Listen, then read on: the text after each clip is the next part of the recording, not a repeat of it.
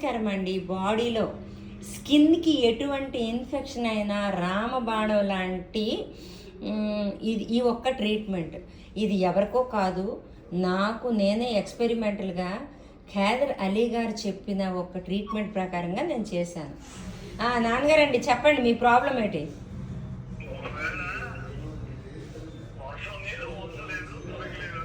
ఇంకోటి, వర్షం నీరు లేకపోతే మామూలు నీళ్ళు స్నానం చేసేయండి. ఉండండి, నేను పూర్తిగా చెప్తాను. మా నాన్నగారితో నేను ఫోన్లో మాట్లాడుతున్న విషయం అనమాట, అతనికి చెప్తున్నా. నాన్నగారండి వినండి, స్టార్టింగ్ కదా, మీరు రాత్రి తెల్లవారి స్నానం చేసిన తర్వాత నువ్వు నూనె రాసుకోవడం కాదు, రాత్రి పడుకున్నప్పుడు నువ్వుల నూనె రాసుకోవాలి. అప్పుడు అది ఒంటికి పట్టి మీకు పని చేస్తుంది. తెలిసిన తర్వాత తెల్లవారి లెగిసిన వెంటనే నేనైతే మాత్రం ఈ వర్షం నీరే స్టోర్ చేసుకొని ఉంచుకున్నాను. నాన్నగారు, మీకు అవ్వదు, మీ ప్రశ్న వర్షం నీరు ఎప్పుడు ఎలా దొరుకుతుంది అంటే, ఒక వారం 10 రోజులు నేను అదే పనిలో ఉన్నాను కాబట్టి నాకు అయింది. మీకు ఎలా అవుతుంది? మీరు ఒక పని చేయండి, వర్షం నీరు స్కిప్ చేసి మినరల్ వాటర్ చేసేయండి. అయితే దాని తర్వాత అయితే ఒకటి, నవరంపూర్ నీరుకి మినరల్ వాటర్ అవసరం లేదు, మళ్ళీ చెప్తున్నాను వినండి. దాని తర్వాత స్నానంకి ముందు కలబంద మట్టతోని ఈ ఒక్క వైట్ జెల్లీ తీసి ఆ జెల్లీ అంచి మీరు బాడీ మొత్తం అప్లై చేసుకోవాలి.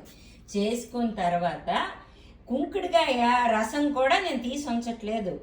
ఆ ఒక్క కుంకుడుకాయలకి అలాగా అది చూసారా, మీకు సీకాయ కుంకుడుకాయ రెండు కూడా గతకలుగా ఉంటుంది కదా నాన్నగారు, దాంతోనే పామేస్తున్నాను అనమాట.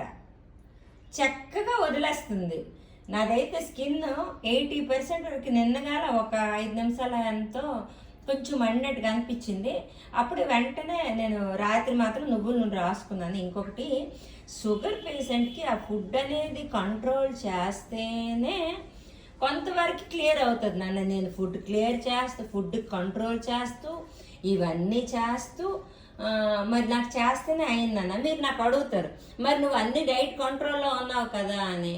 కానీ డైట్ కంట్రోల్లో ఉన్నా కూడా మనం మన పుట్టిన నుంచి మనం తినే ఫుడ్లో ఏ డిఫెక్ట్స్ ఉన్నాయో మన బాడీలో ఏదో ఒక కోణాన్ని స్టోర్ అయిపోయి ఉంటాయి. మరి నా ఏజ్ మీకుంటే తక్కువ, నాకే ఇంత టైం పట్టింది, మీకు టైం పడుతుంది నాన్న. ఇంతటితో సెలవు తీసుకుంటున్నానండి. రాంబాణ లాంటి ట్రీట్మెంట్ ఇది.